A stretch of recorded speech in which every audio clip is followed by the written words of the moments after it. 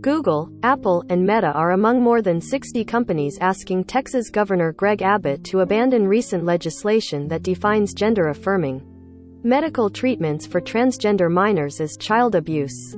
In a full-page advertisement published in the Friday edition of the Dallas Morning News, the companies call on leaders in Texas to abandon efforts to write discrimination into law.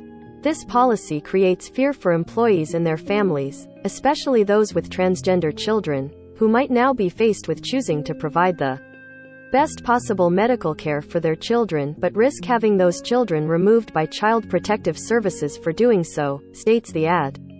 It's not just wrong, it has an impact on our employees, our customers, their families, and our work.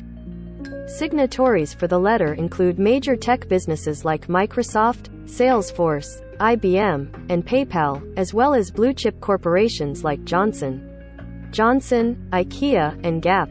Around the same time that news of the ad was published, Apple CEO Tim Cook tweeted his own thoughts on this and other anti-LGBTQ legislation currently being passed in the U.S.